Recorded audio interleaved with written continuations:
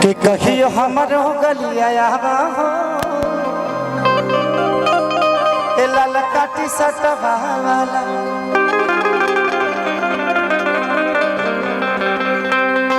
आप लोग क्या चाहते हैं बताइए? कपड़ा उतार दे? हाँ। ओकरा बाद कहबो लो बनियान उतार दीजिए।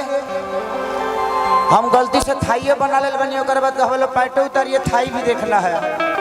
ये नु गड़बड़ बात लगे गाल में दे, ओकरा बाद लास्ट में उतारेंगे हम। हाँ। ये जिंदगी आप सबकी है, आप सबके लिए जो करना पड़ेगा इस धरती पे मैं करूंगा। हाँ हाँ। क्योंकि मैं बना आप सबके लिए हूँ, मेरे लिए मेरा परिवार, मेरी जिंदगी, मेरा सब कुछ आप सब है। कोशिश करता हूँ हर वक्त आपको हर वो मनोरंजन कराने की, हर 2-4 दिन पे गाना, 5 दिन पे गाना देने की कोशिश करता हूँ। सिनेमा से लेकर आप लोगों ने फरिश्ता देखा खेसारी लाल यादव को, कि दुनिया के मालिक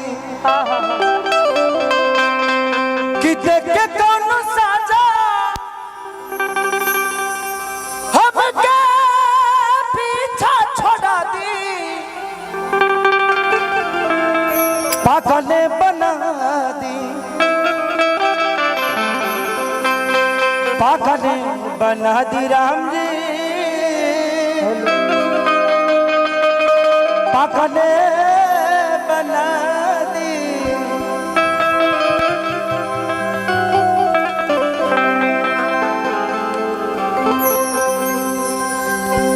तो जिंदगी में मैं कोशिश करता हूं कि हर वो रोल आप सबके लिए करूं। जिंदगी में आप सबने हर उस हीरो को हीरोइन के लिए पागल होते देखा होगा। एक लड़की के लिए पागल होते हर आदमी पागल होता है और पगलाता है, लेकिन खेसारी लाल यादव अपने माँ बाप का प्यार पाने के लिए पागल होता है उस सिनेमा में। तो जिंदगी में पहली बार ऐसी कॉन्सेप्ट आई जो अपने माँ बाप के लिए पागल होता है लड़का, सिर्फ इसलिए कि माँ बाप की मोहब्बत हमें मिल जाए।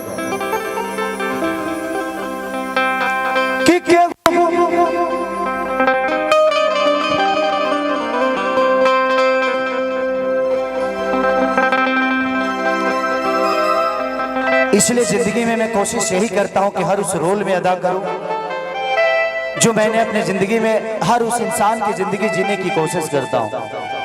हीरो आप सबने बनाया जरूर है, लेकिन हीरो का मतलब ये नहीं कि सिर्फ खेसारी बन के मैं इस दुनिया को जीऊं और खेसारी बन के ही दुनिया को कुछ दे पाऊं।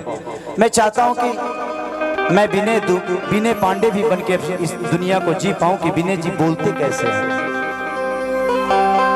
राजू जी कहते कैसे हैं, लिखते कैसे हैं, विशाल की भाषा क्या है, मुकेश बाबा की भाषा क्या है, अखिलेश कश्यप की भाषा क्या है, इनका रहने का तरीका क्या है, शुभम तिवारी कैसे कंपोज करते हैं। कोशिश तो कर ही सकता हूं ना मैं कि हमर जा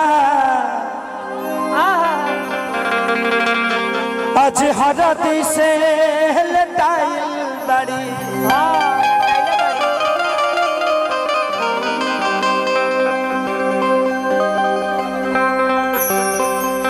तोहरा चलते ये दीवाना बदमाश हो जाई, कि जा जाइबू तो जा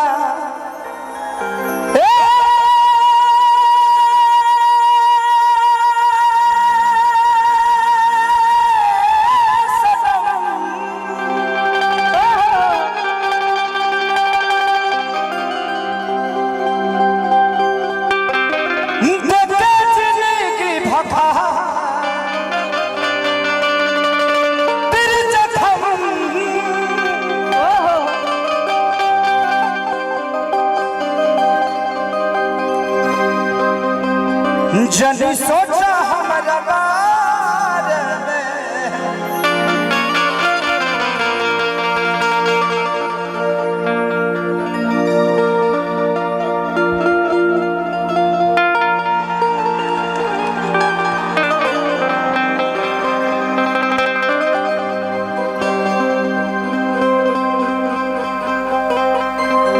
कि जान जान कह के तू तू जन्म ले लू हो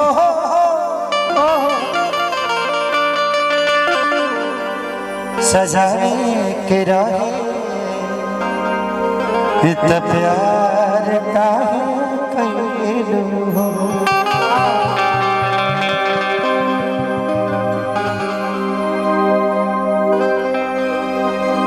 ई दुनिया के दौरा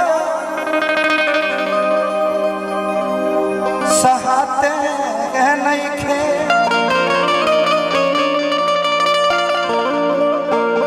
का कहिए मनीषा अब रहा तो नइखे।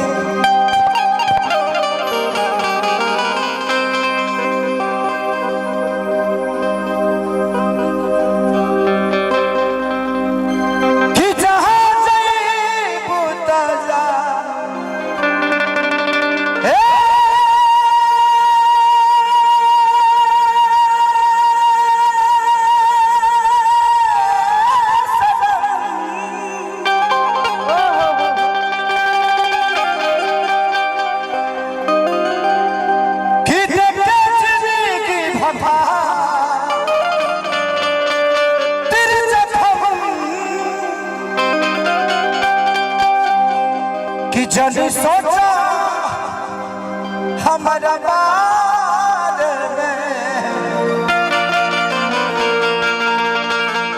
तो हरा खातिर हमारा मोयल लगा है। ए प्यार कल परसों ए प्यार कल परसों के काजिल लड़ा है भुला